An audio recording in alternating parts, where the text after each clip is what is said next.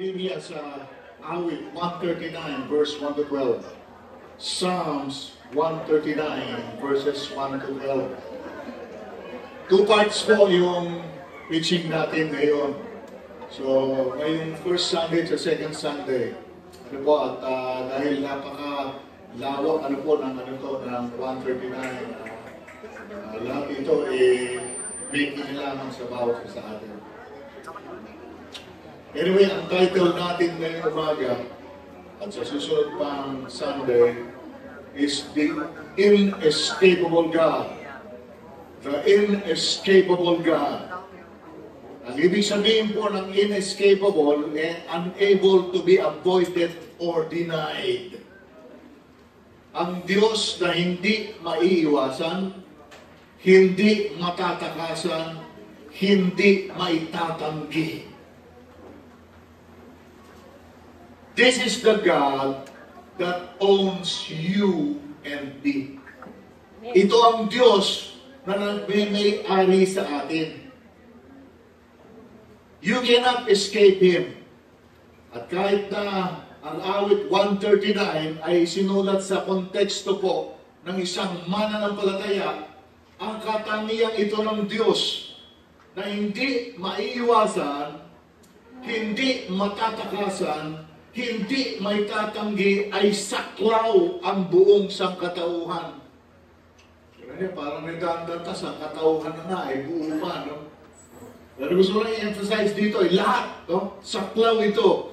Hindi mo matatakasan ang Diyos. Hindi mo matatakasan. For purposes of exhortation and meditation, gagamitin ko po ngayong umaga yung New Living Translation as our text this morning.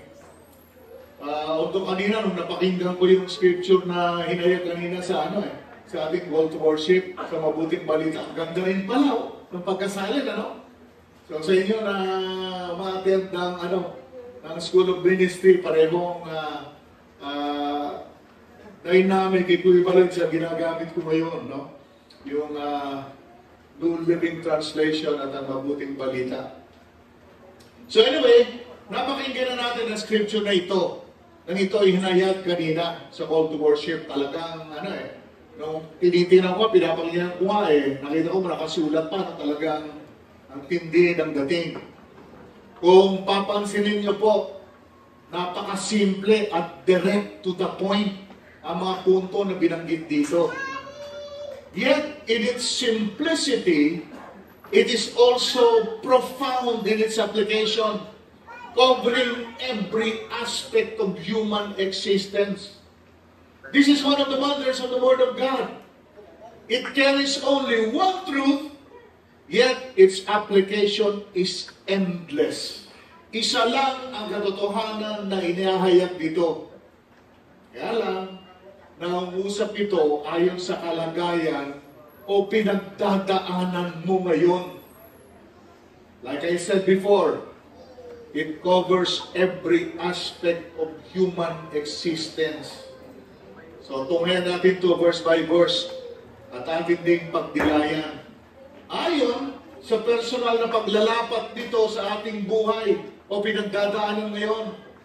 Kanina, mamaya, i-exhort ko ito to my understanding and also yung dating sa akin. Pero alam nyo, yung salita ng Diyos, may kanya-kanyang dating din sa puso ninyo Bagamat iisang mensahe, yung mensahe nito ay tutugon sa kalagayan mo, pangangailangan mo, at kung nasaan ka ngayon.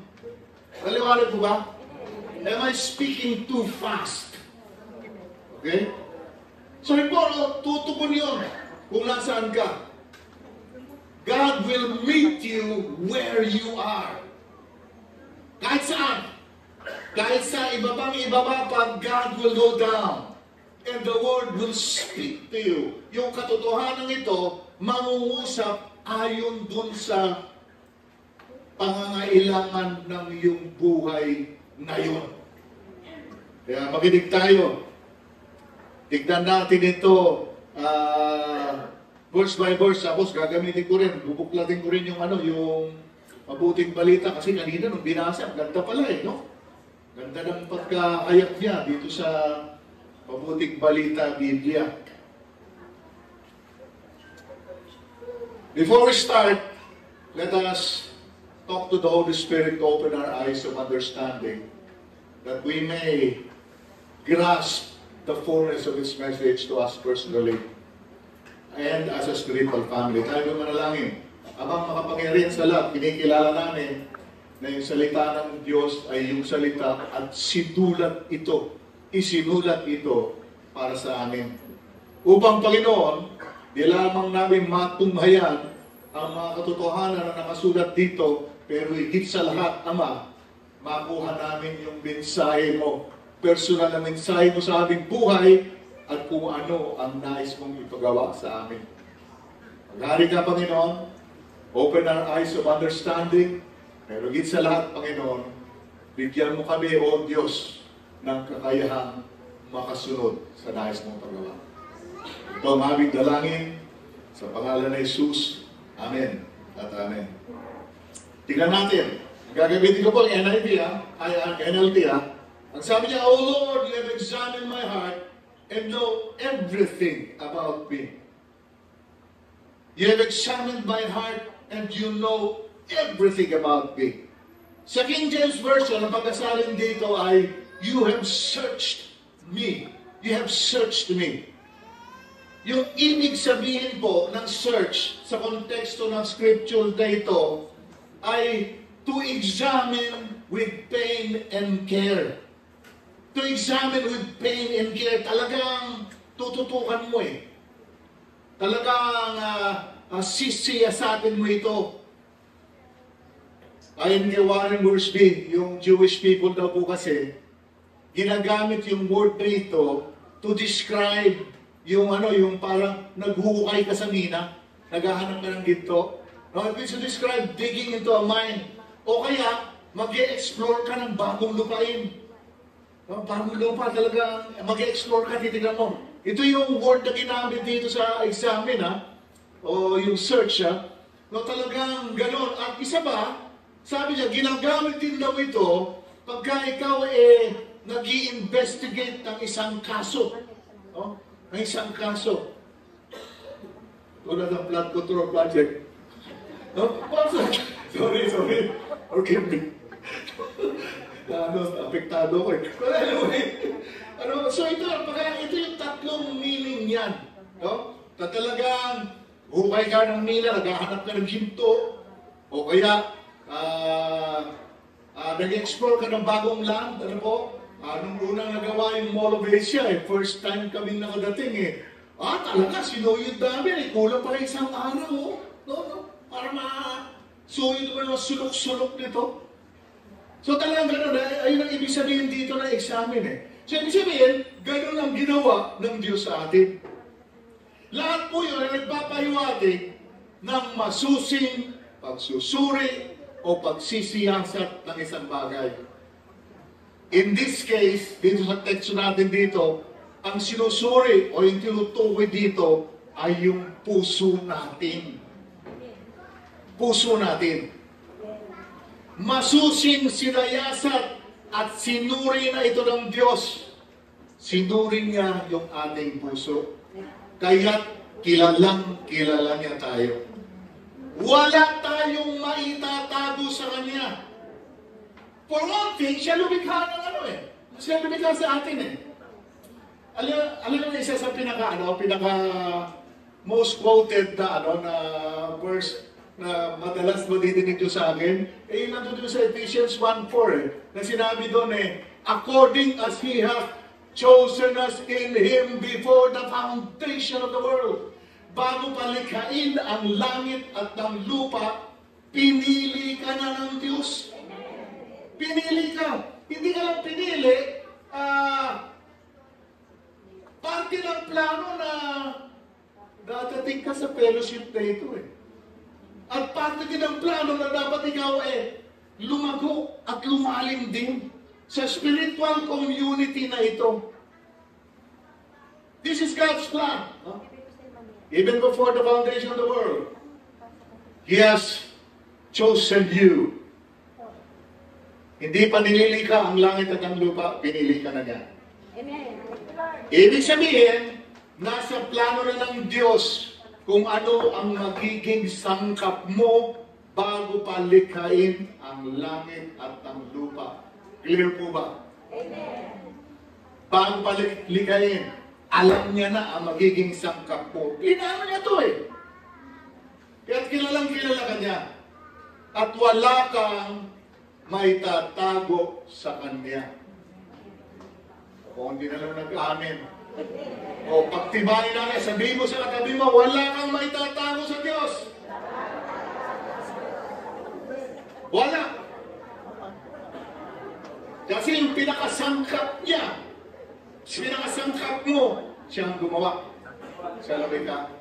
Siya nag-design ng mga bagay na ito. Kaya nga, the inescapable God eh. Pero may positibo yun na, na dating ha. Pag as we go through, makikita mo sa isang mananampalataya, may positibong bagay ito eh, na dinadala. Verse 2, you know when I sit down or stand up, you know my thoughts even when I am far away. Sa mabuting balita, ang sabi, ang lahat ng gawain ko sa iyo ay hindi lingid. Kahit ikaw ay malayo, batid mo ang aking isip. So magtago ka sa pinakamalayang lugar eh. Alam pa rin ng Panginoon, iniisip mo.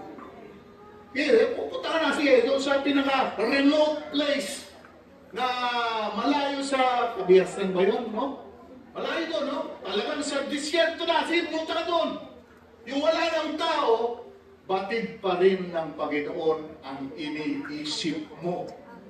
Iniisip natin lahat. Ito yun eh, no? Kaya inescapable siya. Verse 3, you see me when I travel and when I rest home. Ako yung nakikita, gumagawa man o hindi, ang lahat ng gawain ko'y pawang iyong nalalaman. Grabe, no? So, nandito ka man, o mag-travel ka man, eh, alam ko ito ng Diyos. Nalalaman niya lahat. Batid niya ang lahat ng ginagawa mo. Batid niya ang lahat ng nangyayari sa iyo, sa atin.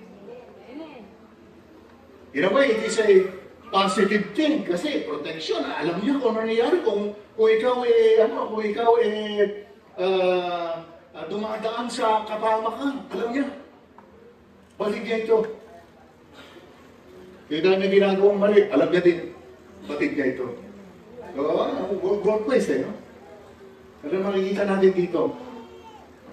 You know what I am going to say even before I say it, Lord. Oh, grabe, no? Di pa ako umiimik yung aking sasabihin, alam mo na lahat iyon. Lahat ay di malilihim. Alala ko noon tulungan, pagka may mga pagkakataon, papagalitan ka na nakatanda sa'yo. Wala kang salita, alam mo na sasabihin mo. Pero di naman lang. Alam mo na sasabihin mo, hindi mo alam. Kasi nakakalam talaga, Diyos lang eh. Pero minsan may comment tayong ganyan eh. Alam mo na sasabihin mo, hindi mo na pasasalitain yung ano. Pero ang tunay na nakakaalam ng sasabihin mo ay ang Diyos mismo. Siya lang. Even before I say it, you know what I'm going to say. Alam niya na yung sasabihin mo. Siya lang ang may karapatan. At siya lang ang merong talagang right na magsabing, alam ko yung sasabihin mo. Kaya, ilang beses ako napagsabihan din ng ganyan eh. Wala ka salita, alam ko na sabihin mo. Hingi lang akong tubig. So, there, no?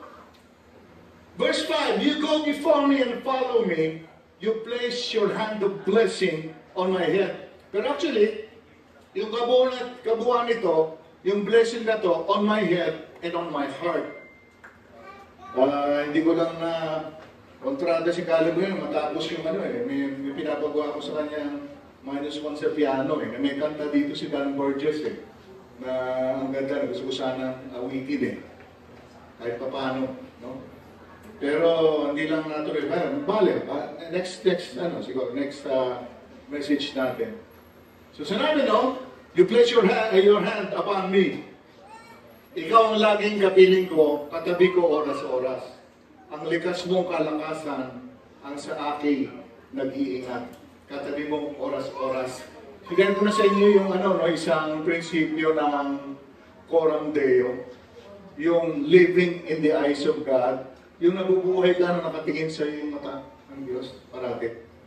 Kaya nga, pagka alam mo na gano'n, aware ka, aware mo rin yung aware ka rin sa mga actions. Nagiging aware ka sa presensya ng Diyos. Pero hindi lang mo yun, nagiging kalakasan mo. Kasi alam mo, doon siya. Alam mo nangyari. Such knowledge is too wonderful for me, too great for me to understand. Sa verse 6.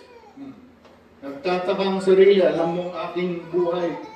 Hindi ko kaya unawain ang iyong karunungan. Hindi ko maalok eh. Ano yung karunungan mo, Panginoon? I cannot understand. Such knowledge is too wonderful for me, too great for me to understand.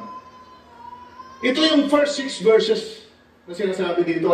And God, in these first 6 verses na to, sinasabi dito, God intimately knows us and that we cannot deceive Him.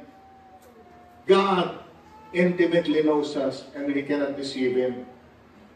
Kilalang kilala tayo ng Panginoon. Hindi tayo hindi natin pwedeng maloko ng Diyos eh.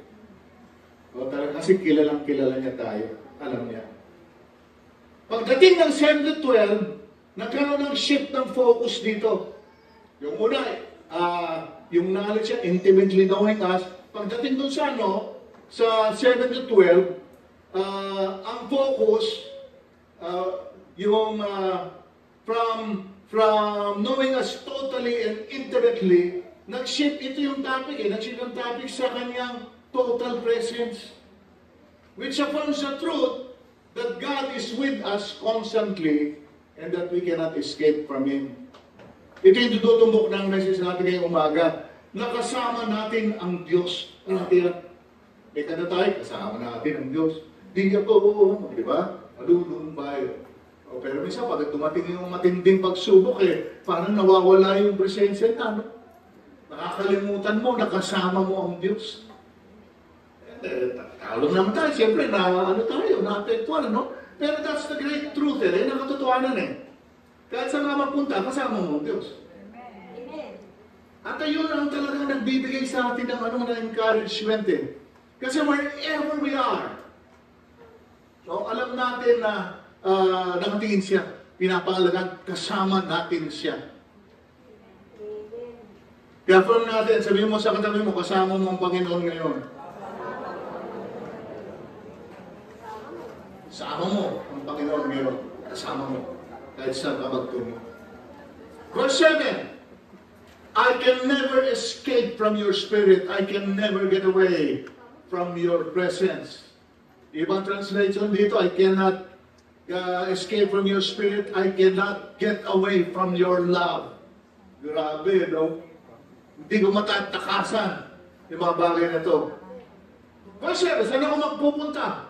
Upang ako'y makatakas. Sa banal mong espiritu'y hindi ako makakaiwas. Yan ang God is always there.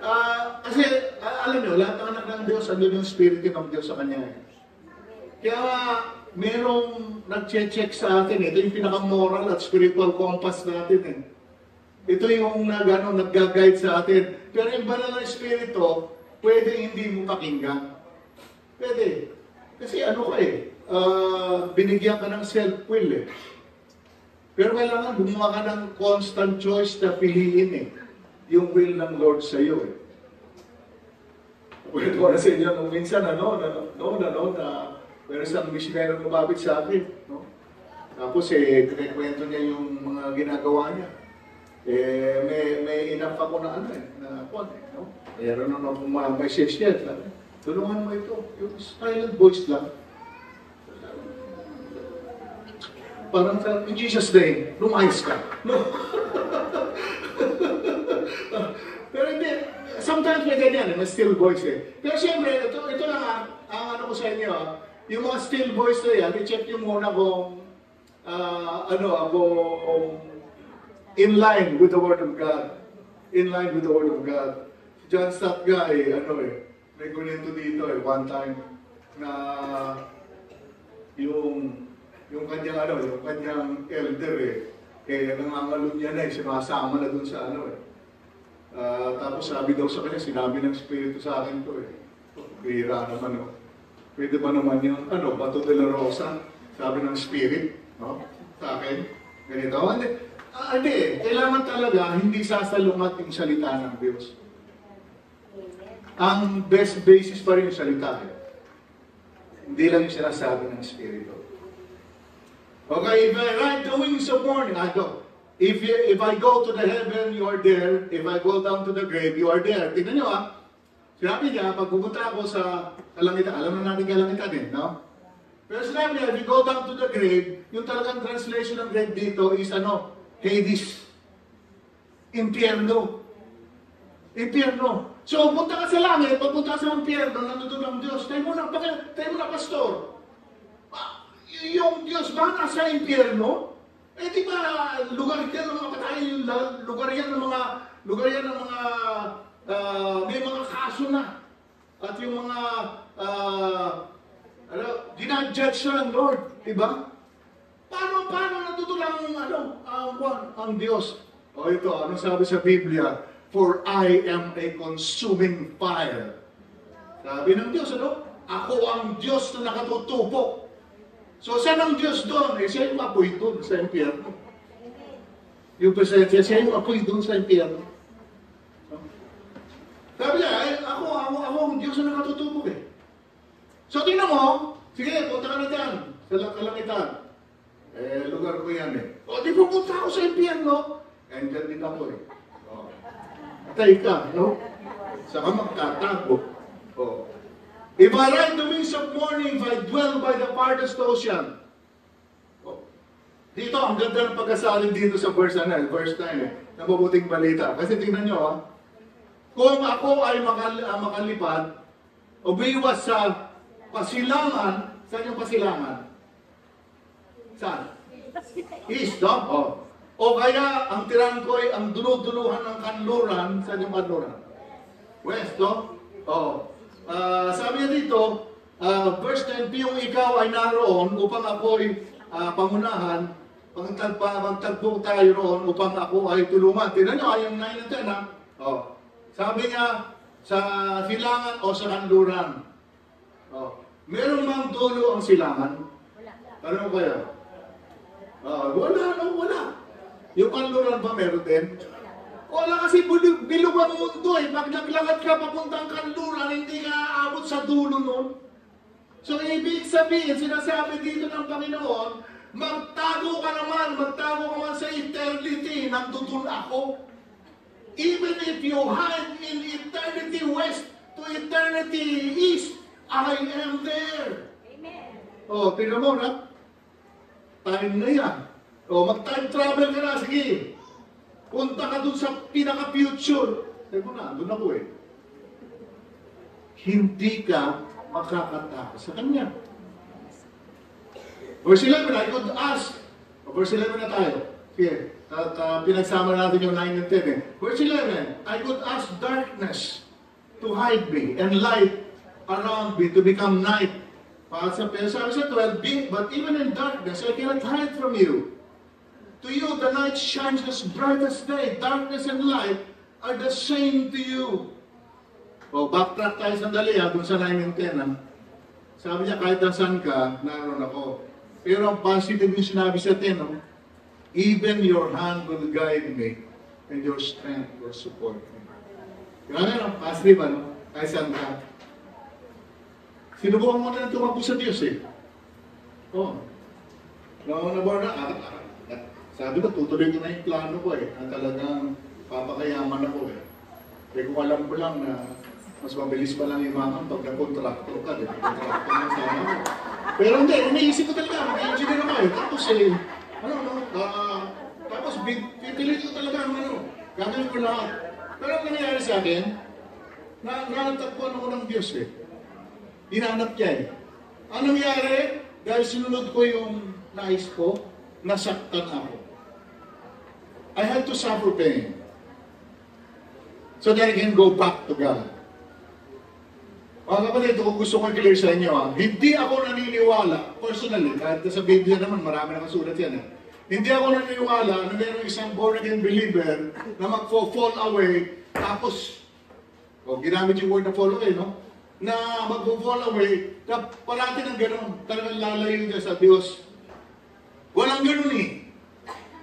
Kung totoo ka ang anak ng Diyos, hindi ka makakalayo sa Kanya. Sabi ni Kristo, doon sila sa kamay ko, nothing can snatch them away from my hand. So, ang sagot ko dyan, bakit yung iba nawala? Ang tanong ko dyan, totoo ba sila? Maski naman sa Biblia, sinabi yan meron tayong mga kasama na hindi naman talaga sa atin, sabi ng Apostol Pablo. Pero matagal nila kasama. So, ganun yun, no? You cannot escape from God. Kung alam ng Diyos ang lahat sa atin, siguro, pinakamainam ay tumakas, magpakalayo-layo, katulad ng ginawa ko, at magtago. Kaya lang, alam nyo, lahat ng escape route, lahat ng escape route na gamitin natin, wala nang saysay. Kasi lahat yun patutungan ng Diyos Nandun Kahit saan pagtungo yun, nandun ng Diyos. So, escaping God is an exercise of futility. Tingnan yung sinabi, pumunta ka sa Alamitan, sa speed of light, sige na. Nandun siya. Pupunta ka sa lugar ng mga patay, sa Sion, nandun siya. Maglayag ka sa pinakasulok ng karagatan, nandun din siya. Di lang yun. Maganda dito, sabi niya, aakayin ka pa niya at tutulungan. Grabe, no? Grabe. Sabi niya sa verse 11 and 12, magtago ka sa dilim na pusikip. Ang dilim na yun ay parang araw na magdilingning sa paningin ng Diyos. Kasi sa vision ng Panginoon, walang pagkakaiba ang madilim at ang maliwanag. Tanaw niya pa rin tayong lahat. Ang tendency po kasi ng tao para wag siyang makita, nagtatago sa dilim di ba? Di ba? Ang tendency ng tao yan magtatago ka sa dilim kasi lahat ng gawin mo dito, walang makakalam. Kaso nga, maliwanag pa rin yun. Paningin ng Diyos. Makikita ko din. So, wala kang matatago. So, saan ka palulugar? Saan ka palulugar? Alam niyo kung ako sa iyo, magpasabot ka na lang sa mabuting layunin ng Panginoong Diyos sa iyong buhay. Saan ka na? Mabuti naman layunin sa iyo. Although sometimes yung journey mo hindi pa natin maigi ito Sometimes yung journey mo, dadaan ka sa ilog, dadaan ka sa bagyo. Pero sa mga sitwasyon na gano'n, doon mo naman siya tunay na nakikilala. Amen. Diba? Kaya alam natin yung, for my God shall supply all your needs according to His riches and glory in Christ Jesus. Hindi ka naman dumaan sa sa kakulangan. Ano malalaman ko totoo yun? Pero tumaan ka doon sa desperate moment sa life mo, nakita ko, tinugunan pa rin ko, totoo ito. Kaya nakakapag-preach ka with conviction Alam mo ito nakikita ko sa mga preacher Pwede naman i-preach yung salita ng Diyos Pero kung hindi nangyari sa'yo, walang dating. Walang dating. Ibang-iba dating niya. Parang lang, nagtuturo sa school. Sa colleges, nagtuturo. Na kahit na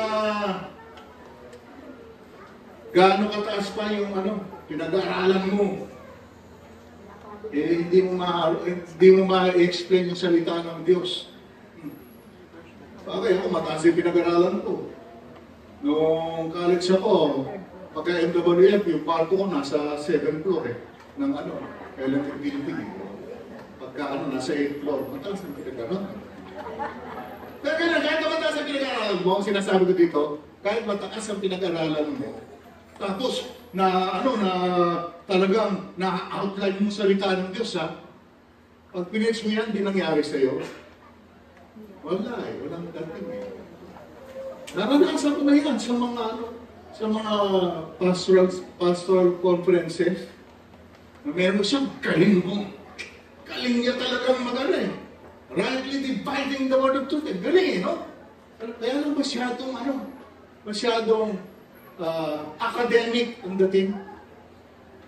Tapos meron isang magsasalita, simple lang, binasa lang salita ng Diyos, nagsiya ng bote. Ang daling lang, ang lakas na dating, no? Ang lakas na dating.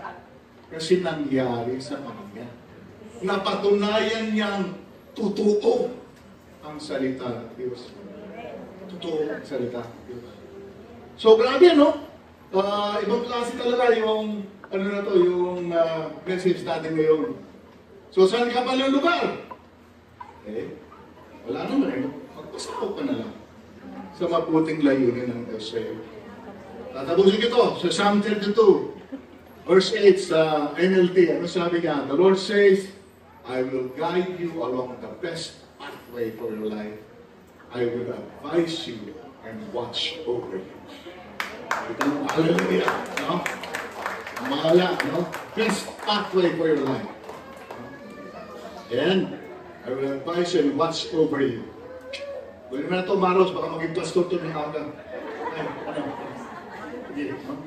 Bata pa ba, maging pastor yan? Sige, ano muna. So, ito yun. So, dalawa nakita natin dito, ha?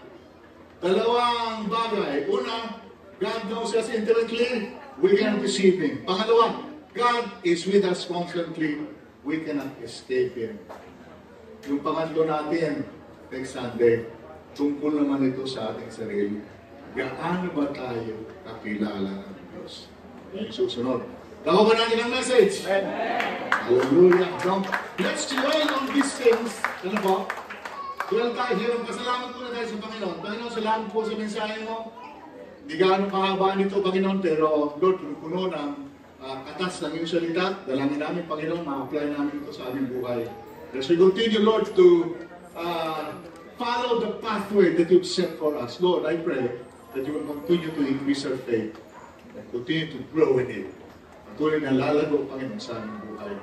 In Jesus' name we pray. Amen and amen.